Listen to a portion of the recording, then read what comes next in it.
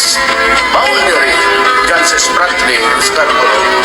Bababa ako, sasakay ako ng jet ski, dala-dala ko yung flag ng Pilipino at pupunta ako doon sa airport nila, tapos itanim ko. Then I would say, this is ours and do what you want with me. Bahala na kayo.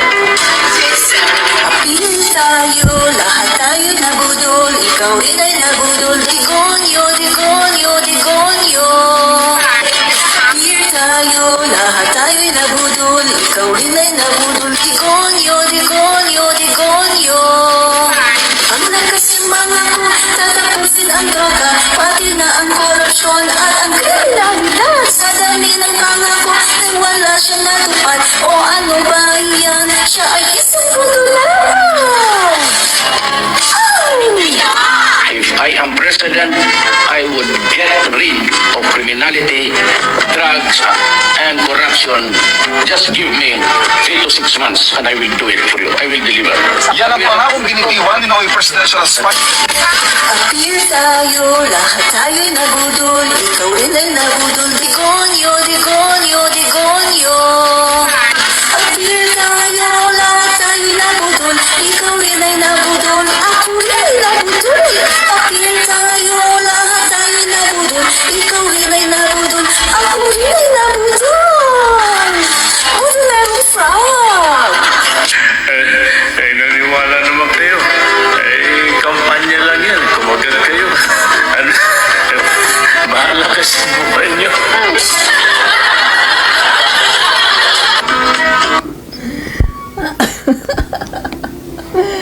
Yan, so mga kaibigan, no? Hello po, yan po ang ating opening song, Budolero. Yan. So, mga kaibigan, sino po ang Budolero? Walang iba kundi ang dating Pangulong Duterte, ang original Budolero. Ay, mga kaibigan, hit na yan, viral na ang aking song, no? Yung ating Rasback dito sa mga DD sheets, no? Viral na talaga siya, mga kaibigan. Kung meron kayong TikTok, makita nyo, ay malaki na talaga ang views at marami nang nagko-comment at marami na rin mga nagda-download, no? Viral na, mga kaibigan, no? Jude Masalay Alvarez Dutae. Yes po, no? So, pag sinabing sino yung budolero, alam niyo na kung sino yung nambudol sa atin, di ba? 6 na taon tayong binudol, mga kaibigan. Puro lang mga pangako, puro lang mga pambobola. Andyan yung 3 to 6 months. Tutuldukan ko ang kriminalidad. 3 to 6 months, tutuldukan natin ang korupsyon. 3 to 6 months, tutuldukan natin ang droga. Nangyari ba? Wala eh. Binudol tayo, mga kababayan. As in, binudol tayo. Yan. Maria Lea Ombion, hello po, Admin Rich. Hello din po sa iyo, no? Hello, Maria Lea Ombion. Yan. So, binudol po tayo ni Rodrigo Roa Duterte. Sa kanyang mga pinagsasabi, mga kaibigan, akala natin ito'y totoo. Yung pala binudol lang tayo. Kasama na dyan yung jet ski na siya daw ay pupunta daw sa China, doon sa West Philippine Sea, at pupunta daw siya doon sa isang airport ng Chinese, at itatarak daw niya ang Philippine flag at sasabihin niya, this is ours.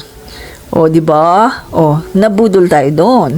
Dahil alam naman natin kung anong ginawa niya doon sa panahon na siya pa ang Pangulo ng Pilipinas. At yan, mga kaibigan, yan ay patuloy nating tatalakayin ngayon. Kasi lalo na ngayon, mga kaibigan, na talagang napagtatagpi-tagpi yung mga nangyayari, no, mga kaibigan.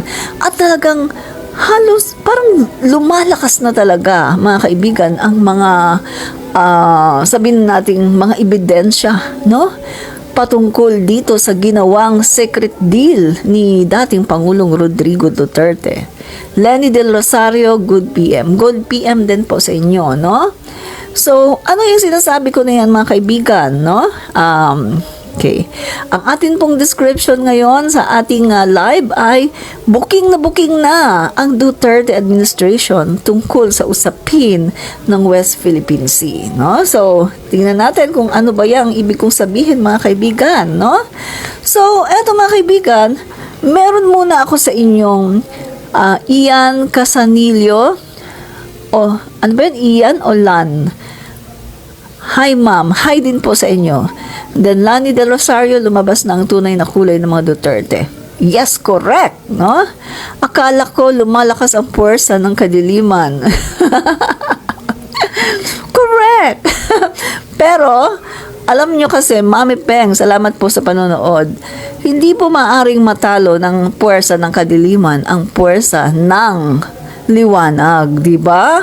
O katulad nga po ng isang napakadilim na room, magsindi ka lang ng isang kandila. O, di ba? Nagliliwanag na lahat yan. Kaya yan po yung sinasabi na hindi maaring talunin ng kadiliman ang liwanag, di ba? So, mga kaibigan, panoorin po muna natin ito itong video na to para ma-establish kung ano yung gusto kong ipaliwanag sa inyo ngayon o kung anong gusto kong talakayin, no, natin ngayon. Jose B. Bacalar, hindi sila magwawagi, sisi. Correct po kayo dyan, no? So, panoorin po natin ito, no? Okay. We should be made accountable. Maiksi lang po ito, no? What they Very can maiksi lang po. consider an honest mistake. I'm sure the concealment is something that's malicious, and that is a serious. Paliwanag ko muna ng konti. Eto kasi mga guys, eto ay yung sinasabi po ng kongresista tungkol po doon sa nalaman na meron po palang mga tinatawag na auxiliary team, mga kaibigan, no?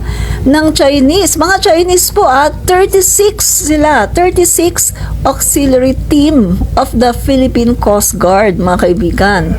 Pero eto nga, nalaman ngayon, no, sa administrasyon, no, ni Pangulong Marcos na meron palang ganito. Bakit? Ano ginagawa ng mga Chinese dito sa ating Coast Guard? At 36 sila, mga kaibigan. 36.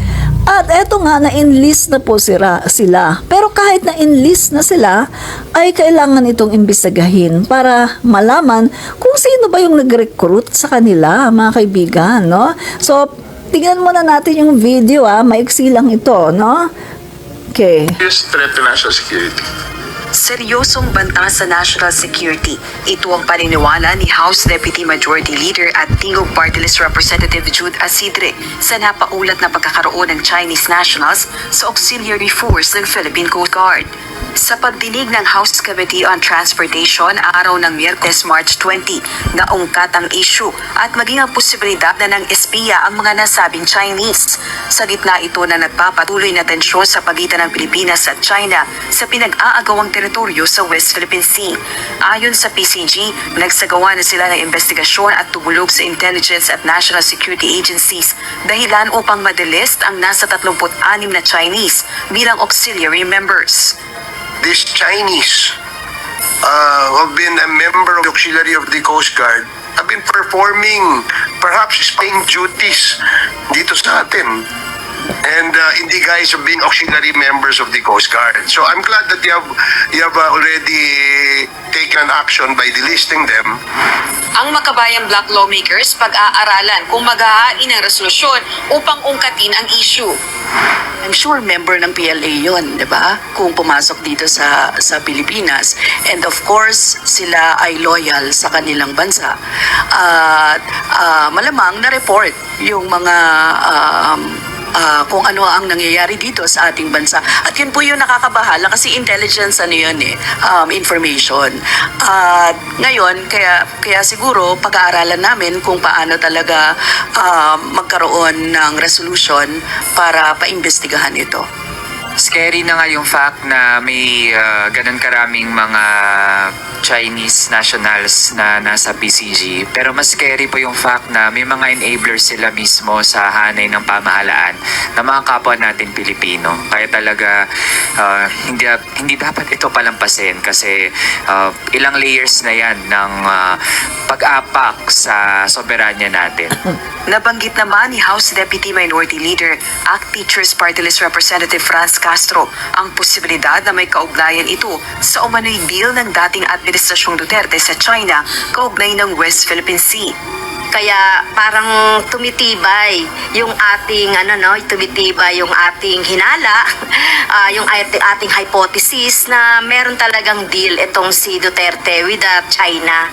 Kaya talagang panagutin. Gusto natin talagang panagutin ito. Kung hindi ito mapanagod ng PCG, ay baka pag-aralan din namin yung pagpa-file ng resolution kaugnay dito. 2 hanggang 3 taong naging miyembro ng auxiliary force ng PCG ang mga inalis na Chinese. Nagpapatuloy din ang kanilang investigasyon at tiniyak na papanagutin ang mga nag-recruit dito.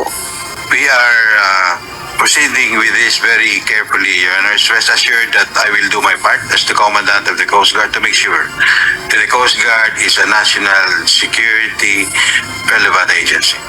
Sa pinakahuling So mga kaibigan, no, ang tagal, naglingkod sila ng mga 2 to 3 years na. So ibig sabihin mga kaibigan, kung ganyan na sila katagal na naglilingkod 2 to 3 years, maaring hindi talaga siya hindi talaga siya doubtful na ang nag-recruit nito ay ang Duterte administration, di ba? Kasi si PBBM, mga kaibigan, ilang pa lang naman si PBBM eh. Umupo siya July 1, 2022. No? Umupo si PBBM July 1, 2022. So, nung July 1, 2023, isang taon na siya. Magdadalawang taon pa lang siya nitong July 1, 2024. Ang sabi dito, 2 to 3 years na sila ay nandito. No? Auxiliary team ng Coast Guard. 36 lahat mga kaibigan. So, nakakabahala nga talaga ito mga guys. Ano ang ginagawa ng mga Chinese na ito sa ating Coast Guard, no? Na alam naman natin kahit sabihin na mga auxiliary team lang naman yan eh. Kahit sabihin natin ganun mga kaibigan. Bakit? Wala bang mahugot, wala bang ma-recruit ng mga Pilipino? Doon pa lang mga kaibigan, matatanong mo na eh, wala bang marirecruit ng mga Pilipino? Bakit kailangang maglagay dyan ng Chinese? 36 na Chinese. Di ba? Kaya mga kaibigan, kung pagaganahin natin ang ating malikot na pag-iisip, ang ating critical thinking, ang matalinong pag-iisip natin, bakit maglalagay ka ng Coast Guard na Chinese, no? Mga Chinese, mga in-check diyan sa auxiliary team ng Coast Guard natin, ng Philippine Coast Guard natin. Na alam naman natin na meron tayong dispute, meron tayong bangayan dito sa China dahil sa ginagawa nila na pang-aagaw ng ating territory. So ibig sabihin, mga kaibigan, kung ikaw ay pangulo na nag-iisip, no? Etong si Digonio yan, si Digonio, kung nag-iisip ka, mga kaibigan, at kung hindi ka pro-China, hindi mo sila papupuntahin dyan. Obvious naman, hindi naman si PBBM. Diba? Obvious dahil alam naman natin kung ano ang stand ni PBBM pagdating dito sa China. At kita niyo mga kaibigan, malaking banta ito sa ating seguridad. No wonder mga kaibigan. Ngayon ko lang na-realize mga kaibigan no wonder. Kapag meron tayong mga resupply mission, maggugulat ka na lang, bakit naka-shadow na kaagad ang barko ng China? Ibig sabihin, may tumitimbre. Merong isa sa kanila na tumitimbre na nagsasabi, nagkikipag-communicate sa Chinese Coast Guard at sinasabi na ito resupply mission nila ngayon. Kasi bakit nalalaman ang ating mga kilos? Yun naman pala mga kaibigan, merong 36 na Chinese mga kaibigan sa auxiliary team ng ating Philippine Coast Guard. Nakakabahala ito mga kaibigan. Dahil kita nyo, pinasok na pala tayo dito ng mga Chinese sa Coast Guard natin na kung saan may kinalaman ito sa seguridad ng ating mga isla sa West Philippine Sea. Pero eto, pinasok na tayo. Malamang mga kaibigan, tama yung sinabi ni Castro na malamang ito yung mga PLA.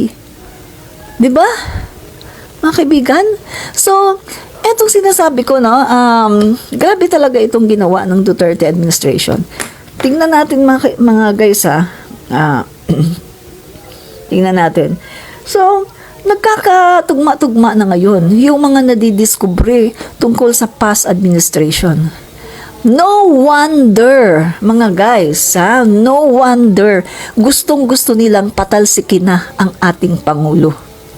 Yun naman pala, marami palang mabubuko. Ito naman pala ang reason, mga kaibigan.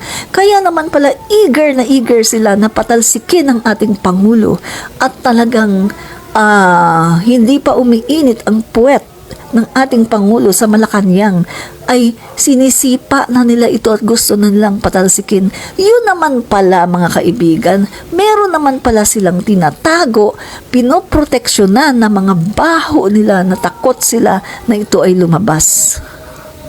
Kaya naman pala gusto na nilang umalis, patalsikin ang ating Pangulo at ipalit si Duterte, Sara. Nang sa ganon, happy-happy na ulit sila. Diba? So mga guys, tingnan natin yung dito. Meron ditong yung tingnan natin itong balita dito. Ito.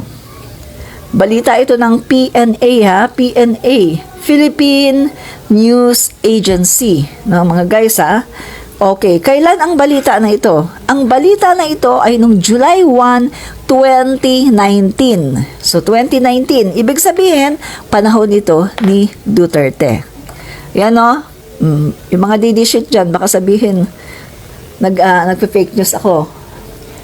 July 1, July 1, 2019. O, kita nyo. July 1, 2019 ang balita na to, Anong nakalagay dito sa balita na to? Duterte, Xi, verbal fishing deal, still legally binding, Palas. Ito daw si Duterte at saka si Xi Jinping, no? Duterte and then Xi, verbal fishing deal, still legally binding.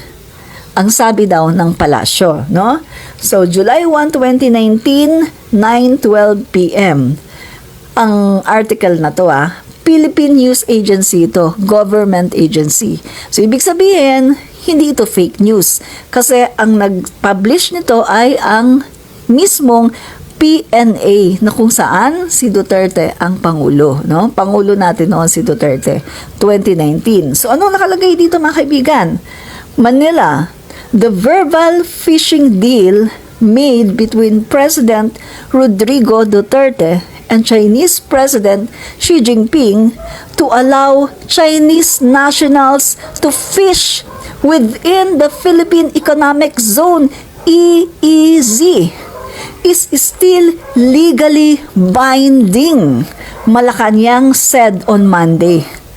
Kita nyo na, mga kaibigan, napaka-traidor ni Duterte. Mga kaibigan, traidor sa Pilipinas, traidor sa bayan si Duterte, mga kaibigan. Napaka-traidor talaga, sobra. Alam nyo kung bakit, mga kaibigan?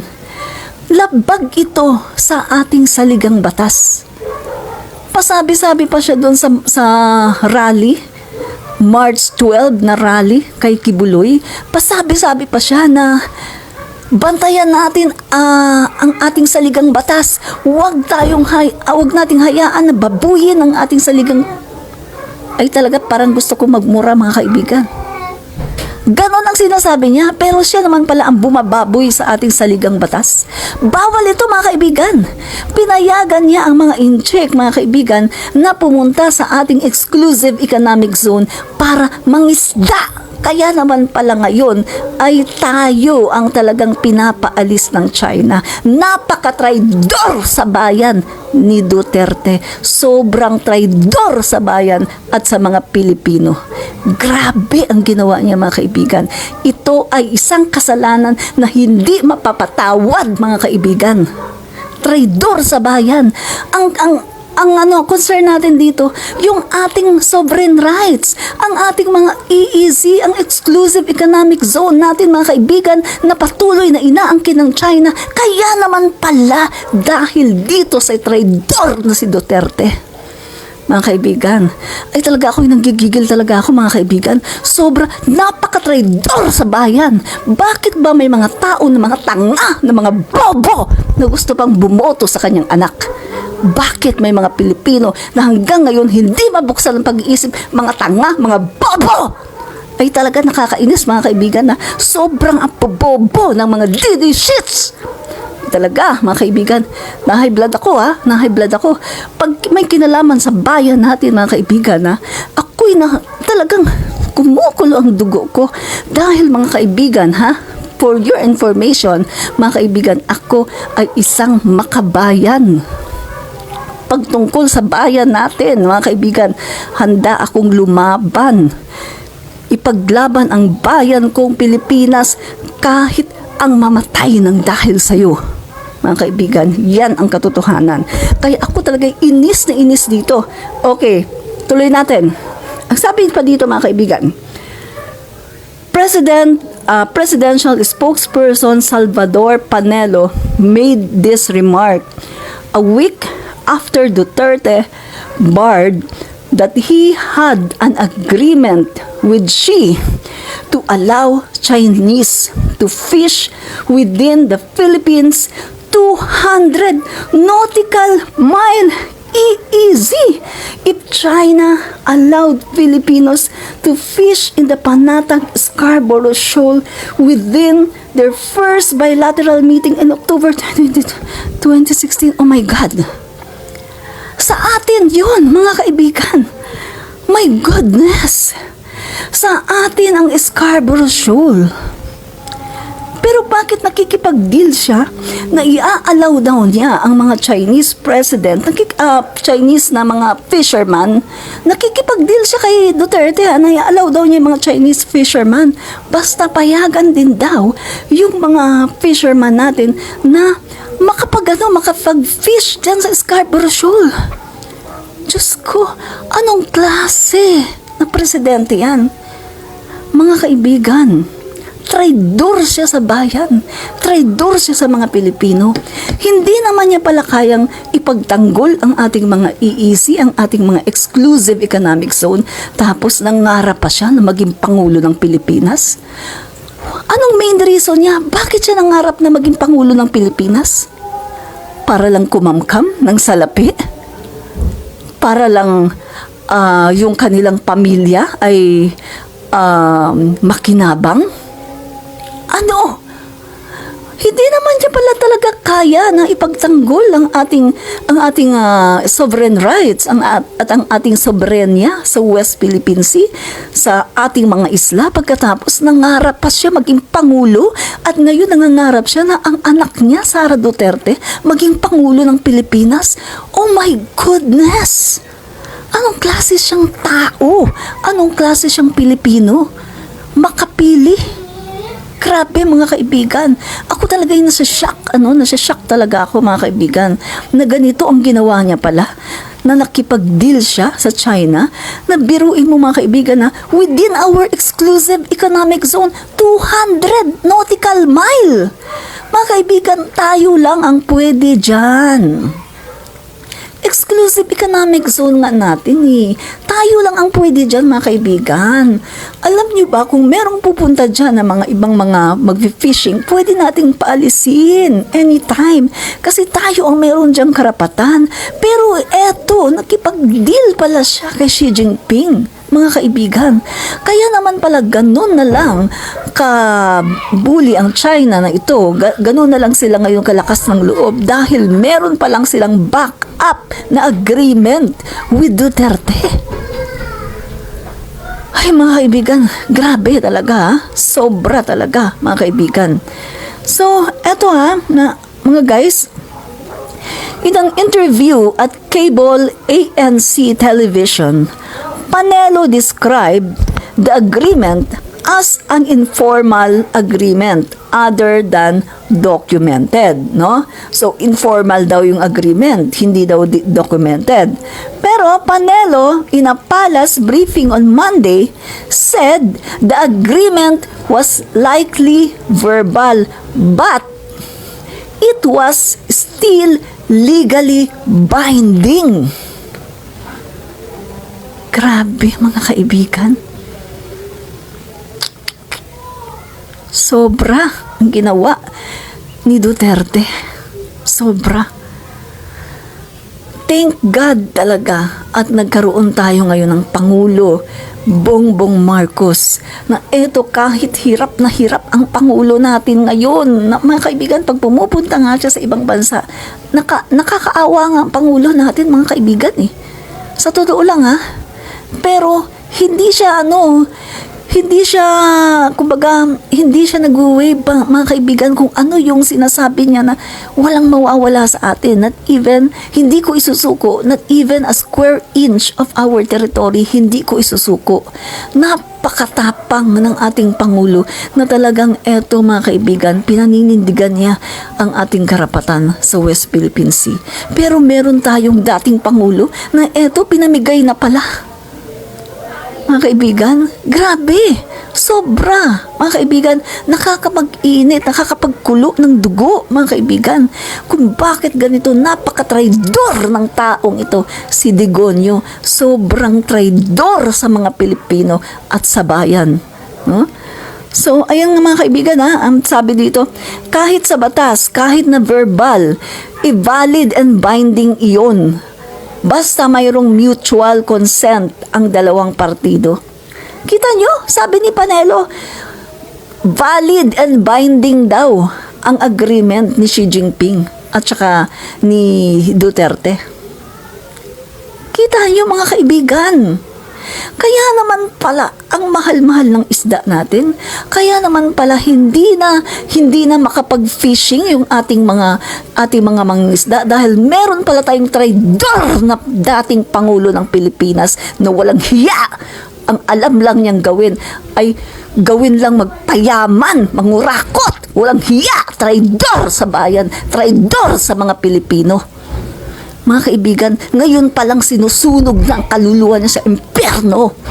Mga kaibigan, ang mga Pilipino, ang ano dito, tayo dito mga kaibigan, ang mahihirapan, no? Pabuti na lang ngayon mga kaibigan, nagkaroon tayo ng isang Pangulo na talagang ina-assert ang ating karapatan sa West Philippine Sea. Napaka-traidor ng mga Duterte. Huwag na huwag nyo nang iboboto kahit sinong Duterte.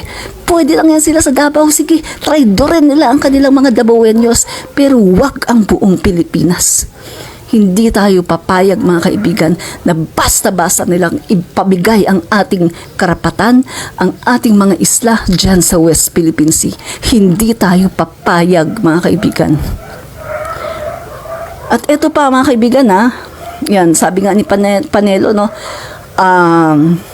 legal daw yung ginawa ni Duterte, mga kaibigan. Pinagtanggol pa niya, ha? Legal daw yun, mga kaibigan. Ipinamigay na ang ating karagatan. Ipinamigay na ang ating mga isda. Legal pa yun?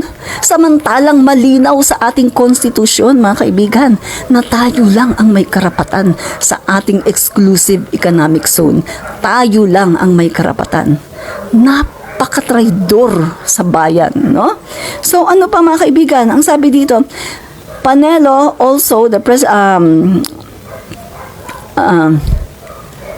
kaya nga, agreement even in the law, even if it's verbal, it's valid and binding as long as there is mutual consent from the two parties. That's why it's an agreement, said Panelo, also the presidential chief legal counsel. So, legal daw yun, yung kanilang pag-uusap ni Xi Jinping at saka ni Duterte.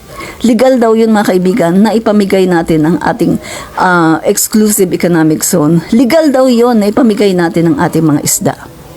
Ganon mga kaibigan. Ganon sila katraidor sa bayan, mga kaibigan. Buhay pa sila, pero ang kaluluwa ngayon ni Duterte ay talagang sinusunog na sa impyerno ang kaluluwa nila dahil sa dahil sa ginawa nilang pagtatraidor sa taong bayan at sa ating mahal na Pilipinas. Mga traidor ang mga Duterte. Yan. Ano pa mga kaibigan? So, ask if he believed she would hold on end of the deal. Panelo noted that there have yet to be reports of Chinese nationals fishing in the Recto Bank in the West Philippine Sea. Sa ngayon, hindi naman niya ginagalaw ang Reed Bank, di ba? Gaya ng pangako niya, now they're not fishing in the Reed Bank, right? Just as he promised, Panelo said. O, kita niyo, pinagtatanggol pa ni Panelo, ha? Following calls by members of party list group Bayan Muna from Malacanang to present the complete text of the supposed fishing deal between Duterte and Xi. Panelo said the palace has long barred the existence of the agreement in several occasions. Kahit ako, sinasabi ko na yan, nagkakaroon ng usapan, kaya nga okay na doon sa Scarborough. I have been mentioned that was an agreement, that's why our fishermen are now allowed in the Scarborough Shoal, Panelo said. Pero mga kaibigan, alam niyo naman nangyari, di ba, sa panahon ni Duterte, na ang ating mga fishermen, mga kaibigan, sila ay hindi nakakapag-fish. Although sinasabi ni Duterte na kinausap daw niya si Xi Jinping na para payagan daw tayo mag-fish. Pero mga kaibigan, ang ating fisherman ay talagang halos nag-aano sila kumbaga yung parang patintero, mga kaibigan. Kasi kapag pumupunta sila doon, andyan yung hinahabol sila ng China, ng barko ng China. Malalaki pa, mga kaibigan. At the fact na sa atin yun, mga kaibigan, i-easy natin yun. Bakit kailangang makipag-deal itong si Duterte? Na payagan nyo ang mga mangingisda namin o papayagan din namin kayo. Mga kaibigan, yan ay isang statement ng isang makapili at ng isang tao na duwag, walang bayag. Kasi siguro natatakot siya, baka girahin siya ng China. Walang bayag, mga kaibigan. Napakaduwag ni Duterte. Grabe, sobrang duwag, mga kaibigan, no? Para lang hindi daw siya girahin o papayagan na lang niya kasi baka daw girahin siya. Napakaduwag, mga kaibigan, no? So Duterte earlier suggested a 60-40 sharing arrangement on the joint oil exploration. Although the chief executive barred that China may disagree on a 60-40 sharing deal of resources, Panelo believed that the two countries could still talk it out. So nakipag-deal siya, 60-40 daw, mga kaibigan. Atin yun. Exclusive economic zone natin yun. Tayo ang may karapatan doon na mag-explore, kung ano ang mapapakinabangan doon. Tayo ang may karapatan doon. Walang karapatan doon ang China. Dapat ang ginagawa niya sa mga panahon na yun ay nanindigan siya katulad sana sa ating Pangulong BBM. Yun sana ang ginagawa niya noon. Sana ngayon hindi hirap na hirap ang Pangulo natin. Kaso hindi. Inopen niya sa China. O sige, mga isda kayo dyan. O sige. O yan. O, inyo na yan. Di ba? Sabi niya, tubig lang naman yun. Ibigay na natin. Tubig lang naman yan. Madami naman tubig dyan. O, di ba? Yun ang ginawa niya. Pero kung ang ginawa sana ni Duterte ay nanindigan siya na sa atin yung mga isla na yan, tayo ang merong sovereign rights dyan sa mga isla na yan, hindi sana mahirapan ng ganito ngayon ng ating Pangulo, Bongbong Marcos. Kasi mga kaibigan, parang ang nangyari from zero, bagsak talaga mga kaibigan, from zero. Ngayon, ang Pangulo natin mga kaibigan, hirap na hirap siya talaga. Kasi magmula sa zero, mga kaibigan. Grabe ang ginawa ni Duterte. No? Talagang sobra, mga kaibigan. Ipinamigay na niya halos lahat ng ating mga EEC. Kaya ngayon, ang Pangulo natin, Bongbong Marcos, hirap na hirap siya. Pero kita niyo naman, binuli na siya, mga kaibigan. At tinakot siya ni Xi Jinping. Diba? Tinakot siya ni Xi Jinping. Ang sabi ni Xi Jinping, maghanda na kayo mga military. Pinahanda niya ang military ng China. Maghanda na daw sa possible na trouble na mangyayari sa South China Sea. Dahil sa dispute, tinakot siya ni Xi Jinping. O, natakot ba ang Pangulo natin? Hindi siya natakot. Ang sabi ng Pangulo natin, gagawin pa rin namin kung ano yung nararapat, ipagtatanggol namin ang aming EEZ. Ayon yan sa aming constitution. At bilang isang Pangulo ng Pilipinas, yan ang aking mandato, ang ipagtanggol ko ang aming mga sovereign rights and sovereignty diyan sa West Philippine Sea, diyan sa mga pinag-aagawang teritoryo. Nakita nyo, hindi siya nagpabuli, hindi siya nagpatakot, mga kaibigan, kay Xi Jinping, kundi nanindigan palalo ang ating Pangulo. At the same time, ang ginagawa ng Pangulo natin ngayon, mga kaibigan, ay minomodernize palalo ang ating AFP, ang ating Coast Guard, at ang ating Navy. At hindi lang yan, mga kaibigan, nakikipag-collaborate siya sa iba-ibang mga superpowers. Madami na tayong kasangga ngayon, mga kaibigan.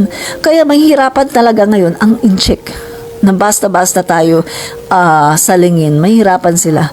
Ang kaya lang nilang gawin ngayon, bulihin tayo at i-water cannon. Hindi nila ngayon kakayanin na gamitan tayo ng dahas ng arms. Dahil pag ginamitan nila tayo ng armas, mai-invoke ang ating Mutual Defense Treaty with US.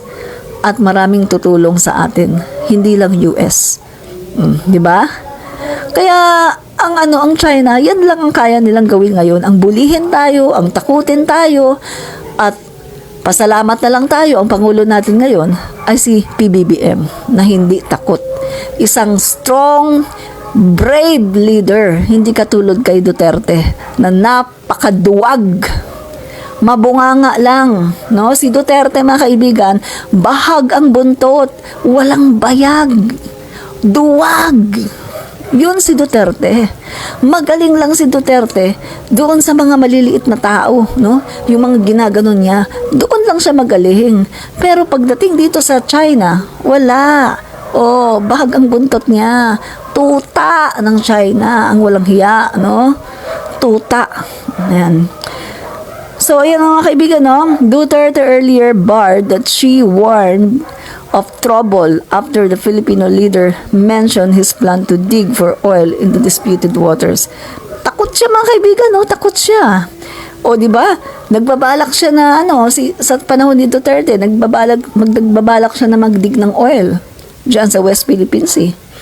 Pero inaano siya ni Xi Jinping, hindi pa pwede yan. Magkakagulo. Takot si Duterte. So, kapag may sinasabi si Xi Jinping, hindi pwede magkakagulo tayo. Wala na, hindi na niya ginagawa. Kasi takot siya eh. And even, mga kaibigan, ang mamamayang Filipino ay isinama niya sa kanyang takot. Di ba nagsona siya? No? Doon sa sona niya, di ba sinabi niya, parang lulugo-lugo na wala tayong laban sa China. May baril, meron silang mga armas, mga missile. Tayo, wala tayong laban sa China. Diyos ko, magkaroon ka ng ganyang Pangulo. Diyos ko, day. Ay, yung mga Pilipino, ganun din. Yung mga Pilipino, naduduwag na rin. Kasi nga, duwag ang Pangulo natin eh. Kaya ang mga Pilipino, napansin nyo ba, mga kaibigan, sa panahon ni Duterte, yung mga Pilipino hindi masyadong concerned sa West Philippine Sea. Okay lang sa atin. Kahit pinamimigay na ni Duterte yung West Philippine Sea. Diba? Kasi nga, okay lang sa atin yun kasi duwag yung Pangulo natin eh. Di ba sinasabi niya mismo? Hindi ko, ito pa sinabi niya inaamin ko sa inyo, pagdating dyan, inutil ako. Sinabi niya yan, mga kaibigan. Pagdating dyan, inutil ako. Siguro pwedeng gawin niya ng ibang Pangulo, pero hindi ako. Inutil siya. Kaso nga, ang problema sa kanya, alam na nga niya na inutil siya. Sana ang ginawa na lang niya, mga kaibigan, no? Dahil alam naman niya na inutil siya. Pagdating sa China, wala talaga siyang kaya. Sana ang ginawa na lang niya, mga kaibigan, ay nakipag-ano na lang siya sa ibang mga bansa. Nakipag-collab na lang siya. sa ibang mga bansa para nang sa ganun mapigilan ang China. Kaso hindi. Ang ginawa niya, samba si Jinping. Samba kay si Jinping. Himod sa puwet na si Jinping. Mga kaibigan. Kung anong sabihin ni si Jinping, sige, tuta. Tuta. Ang walang hiya. Tuta siya. Yun ang totoo, mga kaibigan. Tuta talaga.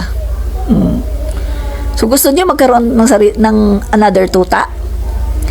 Gusto niyo magkaroon ulit ng tuta, mga kaibigan, na Pangulo sa susunod na eleksyon, na kung saan ipinamimigay lang ang ating teritoryo, na kung saan pinapapasok ang mga incheck, hayaan mo silang mag-fishing dyan, ang mga Pilipino wala na. Gusto niyo magkaroon ulit ng ganong Pangulo?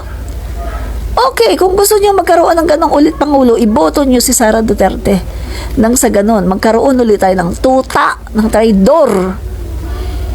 Traidor sa bayan na Pangulo. Bakit ko masasabing traidor sa bayan? Ngayon pa nga lang ang dami ng ginawa ng China hindi naman nagsasalita di ba?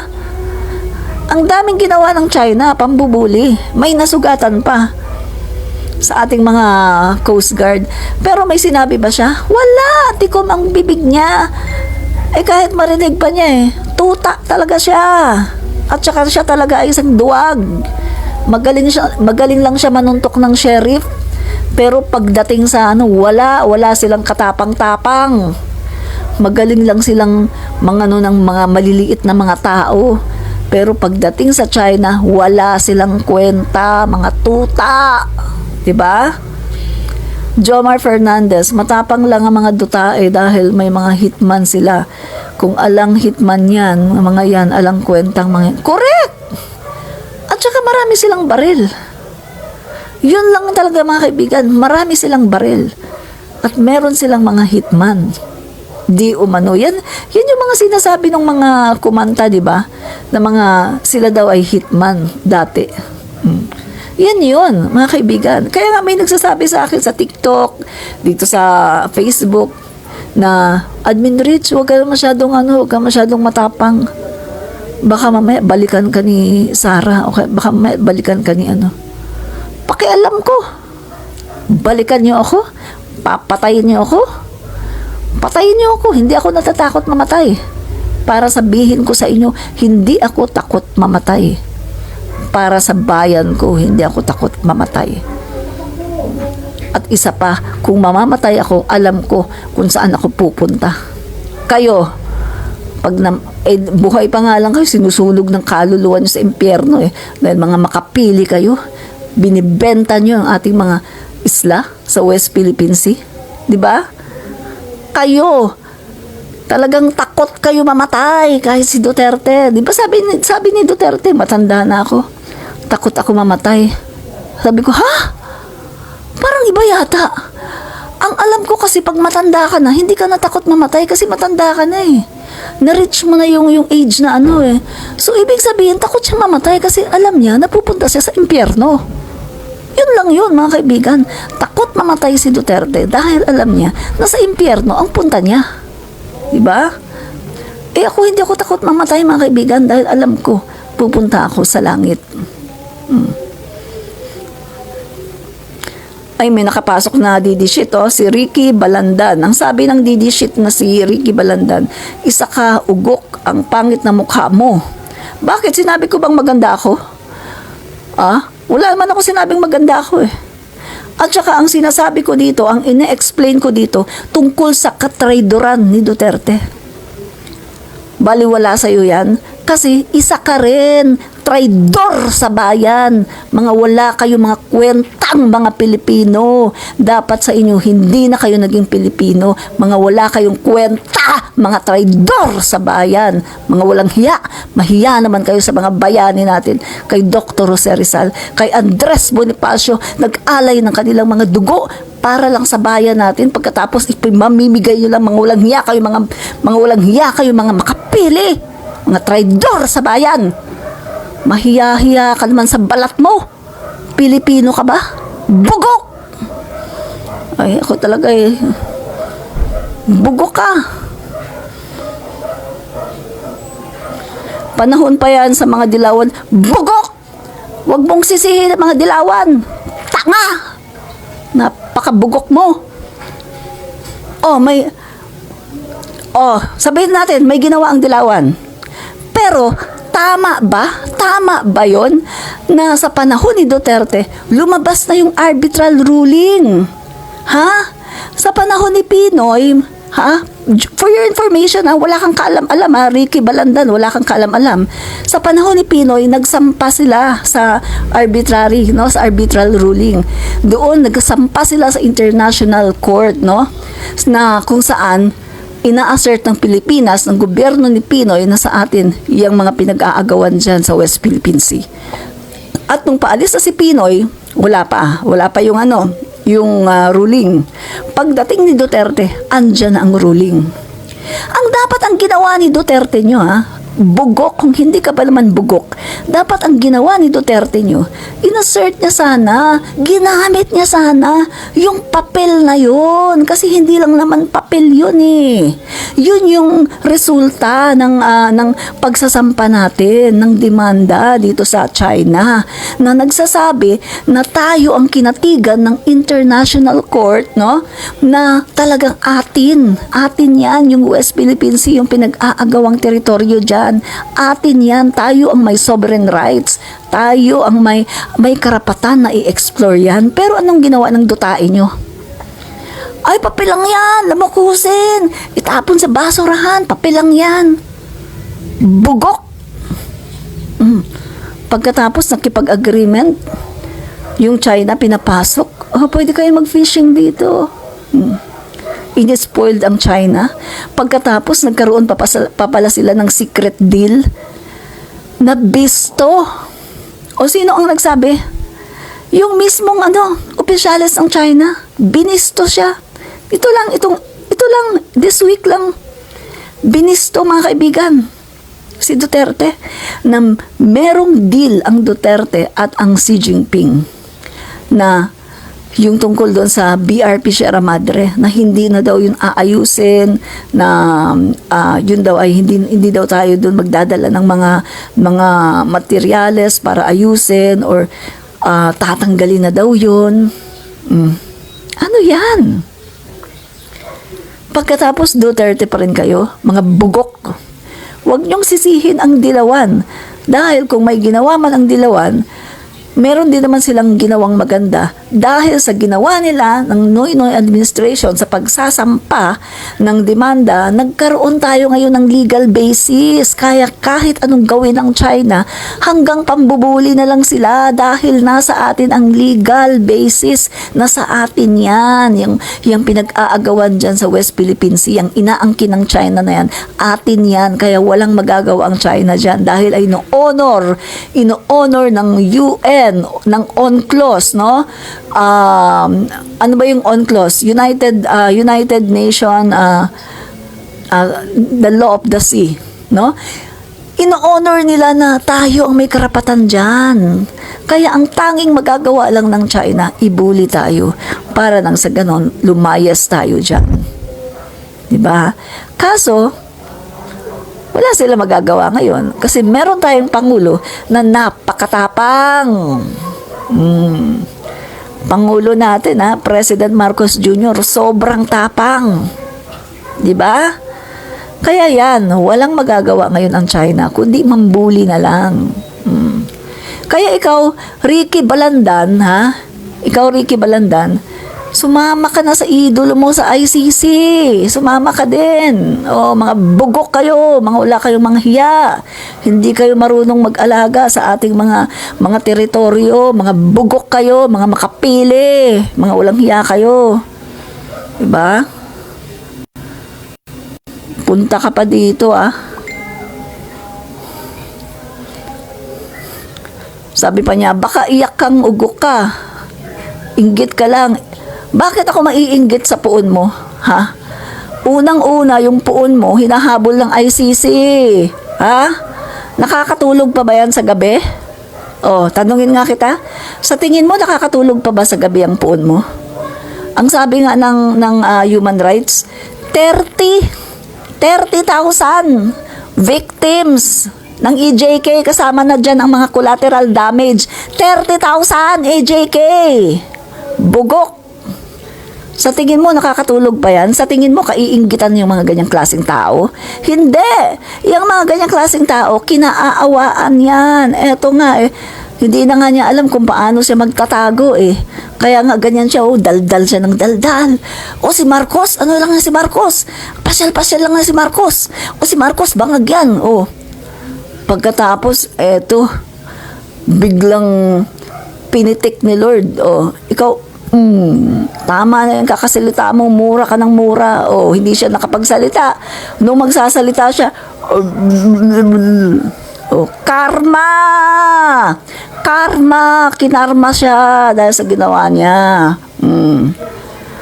Ano ba naman niya yung napakabuting tao di ba? Paalala ko sa inyo mga DD-shits kayo, ipaalala ko lang sa inyo, yung mga umapi sa Marcos, nasaan sila ngayon? Kaya tigil-tigilan nyo yung pang-aapi sa Marcos. Tigil-tigilan nyo pang-aapi nyo kay PBBM. Dahil may kalalagyan kayo. Ang Panginoong Diyos ang gaganti para sa kanila. Kasi inaapi nyo ang aming Pangulo. Napakabuting tao ng Pangulo namin. Kayo, ang alam nyo lang ganti. Yung ginagawa nyo na, ano sabi ni Dutae? I kill 3 of them. I don't know how many bullets. Di daw niya malaman kung ilang bullets daw ang tumama doon sa tao. Kasi binaril daw niya, pinatay daw niya. Hello? Ganyan ang Pangulo nyo? Killer? Self-confessed na killer? Hindi ako nagsabi niyan. Siya mismo ang nagsabi niyan na pumatay siya ng tao. Di ba? I cannot deny it. Because, English ba siya? Nagulat yung mga reporter. Pumatay siya ng tao? Nagulat yung mga reporter ngayon. Narinig mismo siya ang nagsabi na pumatay siya ng tao. Kaiinggitan ba yung ganyang klaseng tao? No way! Impyerno yan. Buhay pa yan, sinusunog ng kaluluwa niyan sa impyerno. Diba? No way! Kahit mahirap lang ako at kahit wala akong billions katulad nila, nagkaroon sila ng mga billions dahil sa ginawa nilang mga illegal, no? Mga kaibigan, kahit mahirap lang ako, nakakatulog ako ng mahimbing at malinis ang konsensya ko. At kahit mamatay ako ngayon, alam ko saan ako pupunta.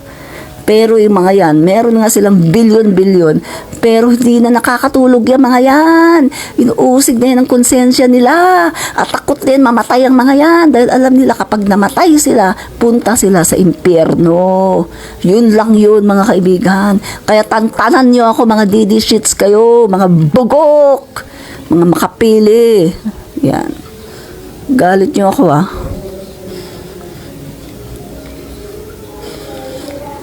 So, yun mga kaibigan, yung tungkol dyan, So, eto, malinaw na mga kaibigan, na yung lumabas, doon sa mouth mismo, nung isang Chinese official, na meron nga daw silang kasunduan ng Duterte administration tungkol doon sa BRP Sierra Madre.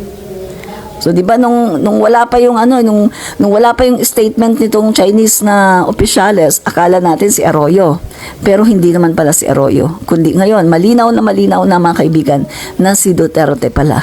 Kay Duterte pala sila nakipag-secret deal. Pero, mga kaibigan, wala pa rin sagot si Duterte. Nasaan ba si Duterte? Bakit parang hindi yata nagsishow up? Pagkatapos niyang mura-murahin sa rally, di ba, si PBBM, wala nang balita tungkol sa kanya. Ano ba talaga ang nangyari kay Duterte? May itinatago ba ang mga DD-shits? Ayaw ba nila ipaalam kung ano ang nangyari? Magaling na ba si Duterte? Nagka-mild stroke ba? Na ganun ba? Ano bang nangyari kay Duterte? Di ba? Ano ang nangyari kay Duterte? Saan ba ang mas masahol sa impyerno? Baka doon sila patungo. Yes, doon yan sila patungo talaga. RC Oblaret, killer at balasubas na ex-president, yung puon nila. Pero baw pa rin sila. Tama! Biruin mo ganun na yung ex-president nila. Binalahura na ang Pilipinas at yung ating mga soberenya. Pero ano pa rin sila? Baw pa rin sila ng baw. Para sa kanila, the best yung ganung klaseng presidente. Mga bugok talaga. Walang utak ang mga walang hiya.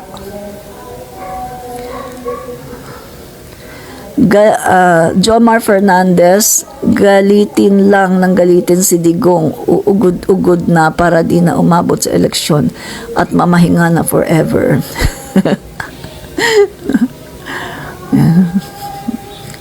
Di ba mga kaibigan nakakagalit, no? Na eto, meron tayong ex-president na kita nyo ang ginawa. Talagang nakipag-deal sa China na, pwede kayong pumasok dito, mangisda kayo. Diba? Kaya naman pala nagmamahal yung mga isda natin kasi halos wala na palang mapangisda yung ating mga mangingisda dahil nga pinapaalis nila. Tapos konti na lang yung makuha kasi sila mga kaibigan, ang China kasi, iba kasi ang fishing nila, high-tech sila mga guys. Meron silang malaking boat, no? May boat yan sila, malaki. Doon sa boat nila, meron yung malaking parang lambat, pero hindi siya talagang lambat na ordinary katulad ng mga fisherman natin. Mga guys, isang ganun lang nila yan, isang high-tech sila mga guys Isang ano lang ng lambat nila. Pag ano na yan mga guys, meron lang yan silang pipindutin. Pag angat yan, andyan na kaagad yung mga isda, marami. High-tech sila mga isda, mga guys. Mas marami silang nakukuhang isda kaysa ating mga fisherman kasi meron silang mga malalaking barko na yung barko na yun talaga ang nagfi-fishing. Hindi katulad sa mga mangingisda natin na mano-mano, mag-ano ng lambat, mag-ano ng lambat sa dagat, pagkatapos aantayin nila tapos saka ahunin. Hindi ganoon. Sa China mga guys, high-tech yung kanilang machine lang ang kanilang kumbaga inaano lang nila yung machine, meron na silang pipindutin pagkatapos pag-ahon nun, madaming isda na yun, nahuli nila. Ganon sila mga guys. Kaya mas marami silang nauhuli ng mga isda kasi high-tech yung kanilang paraan. At malaki talaga yung barko. Yung barko nila, punong-puno talaga yun ng isda. So, pag dumaan sila dyan at nakuha nila yung mga isda natin, tapos darating yung mangingisda natin, ano pa yung makukuha nila? Naunahan na sila ng China. Ganun yung ginagawa ng China. Diba? Pero okay lang kay Duterte yun. Kasi si Duterte, hindi naman siya yung, kumbaga, pinaka-apektado kasi meron mang makuhang isda yung ating mga mangingisda o wala, kakain yan kasi maraming bilyones yan maraming bilyones yan, kita nyo nga kaya nga may baril siya na 500 plus ang baril niya. Magkano ang isang baril ngayon mga guys? Ang nakakapag-kolekta lang ng mga baril ay mga bilyonaryo talaga, diba? Yung talagang maraming pera. At sila yan, yung mga Duterte. Ang dami nilang pera. Alam nyo na. Anak nga lang 51 billion. Saan nilagay yun? 51 billion. Grabe mga guys, no? Sobra. So, yan mga kaibigan, no? Ang gusto nga talaga ng ating mga kongresista ay talagang paimbestigahan talaga ito. Hindi pwedeng hindi. Kasi biruin mo, 36 mga guys. 2 to 3 years na sila. Etong mga Chinese na ito na nasa ating auxiliary team ng ating PCG. Sino ang nag-recruit sa kanila dyan? Magtataka ka Pwede namang mag-recruit ng mga Filipino. Bakit kailangan Chinese pa? Diba? Tapos magtataka ka rin mga guys, lahat ng mga action natin, bakit nalalaman ng China? meron tayong resupply mission, hindi naman sinasabi sa China yun, hindi naman, di ba hindi naman yun binibroadcast. Pero bakit nalalaman agad ng China, andyan ka agad yung barko nila? Ibig sabihin, merong tumitimbre, merong nag-i-spy. Kasi nga, meron pala silang ni-recruit na 36 auxiliary team na puro mga kasama sa ating auxiliary team, yung 36 Chinese. Diba? Puro mga Chinese yan. 36 lahat. So, sila yung nag-i-spy. Kaya ito mga guys, no? Grabe ang ginawa ng Duterte administration. At eto, nahuhuli na sila sa lahat ng kanilang mga katiwalian, sa lahat ng kanilang mga ginawang kasamaan sa kanilang administrasyon, no? You know, House Leader on Thursday said Philippine Coast Guard officials behind PCG officials behind the recruitment of Chinese nationals as auxiliary members should face accountability. Chinese nationals in the PCG undermines the country's security, especially amid heightened tensions between the Philippines and China in the West Philippine Sea, no? So yan, nalaman yan mga kaibigan. So 2 to 3 years na sila nandun, no, na nag-ooperate. Kaya naman pala alam nila kung ano ang ginagawa natin, no? So sabi dito, it has been really alarming that it is our country's security forces, even if they say they're just PCG auxiliaries, ay napapasukan tayo dito. They are infiltrating us. Mga kaibigan, no? So, ayan ang nangyari ngayon. Panahon ni Duterte. Nag-recruit ng mga Chinese. Mga kaibigan, no wonder. Hindi tayo magtataka. Kasi kahit kayo mga sa mga construction, halos puro Chinese yung mga nagtatrabaho. Di ba in-expose nga din yan ni Percy Lapid? Ano sabi ni Percy Lapid, mga kaibigan? Si Digonio, ang sabi niya, nangako siya, magpuproduce daw ng maraming jobs, marami daw trabaho para daw sa Pilipino. Sabi niya, itong mga itong mga investment na nakuha natin sa China, magpuproduce ito ng maraming jobs sa mga Pilipino. Pagkatapos, anong nangyari? Sino ang mga workers dyan? Mga incheck. Di ba? Si Percy Lapid, mga kaibigan, siya ang niyan. Siya ang nagsabi niyan. Hanapin ko yung video niya, i-repost ko dito. Siya yung nagsabi noon, mga kaibigan, na wala daw napakinabangan ang mga Filipino sa pagko-construct ng mga tulay na pinagawa noon ng China. Kasi yung mga engineers, Chinese. Yung mga foreman, Chinese. Yung sa mga nagko-construct, Chinese. Kung kukuha man siguro ng Filipino, kaunting-kaunti lang. Tapos iba pa yung sweldo. Yung Chinese, malaki ang sweldo. Yung mga Filipino, napakaliit ng sweldo. Kita mo? Kaya mga kaibigan, walang napakinabangan talaga ang mga Pilipino doon sa construction ng yung mga kinonstruct ng mga Chinese. Sila lang din. From China, yung mga construction dyan, mga nag-construct from China talaga. Diba? So mga guys, no, shout out ko na muna kayo at ako muna ay magpapaalam, no? Pero mga kaibigan, ang ating usual na ginagawa bago tayo umalis, mga kaibigan, atin munang ipapatugtog ang ating team song. Team song natin.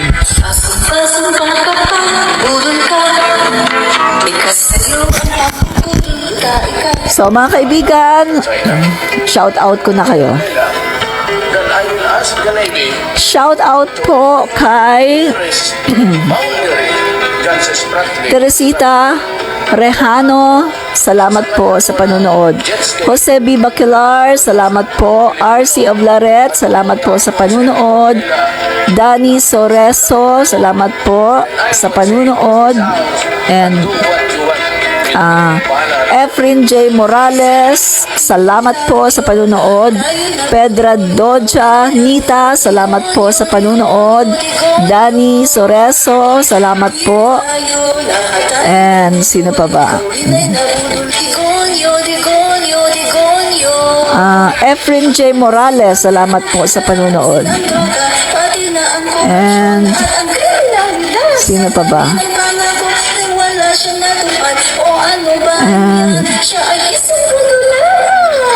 Jomar Fernandez, salamat po.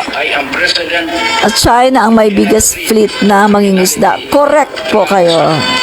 Ang China po ang may biggest fleet na mangingisda. Tama. And salamat po sa panonood. Jomar Fernandez. Emilia Lopez, salamat po. Tyra Jerica Jane, salamat po. Roque Mark, salamat po. Marisa Almirol, salamat po sa panonood. No? At yung DD Sheet, DG Sheet, sabi ni DD Sheet, Ricky Balandan, pangit daw ng mukha ko. Bakit sinabi ko bang maganda ako? Tsaka tingnan mo naman guys, yung nagsabi na pangit daw yung mukha ko, tingnan nyo. Mas masahol pa sa kapangitan ng mukha, no? Grabe, no? Ayan yung mga nakakainis, no? Yung magsasabing, ang pangit ng mukha mo. Pero pag tinignan mo yung mukha nila,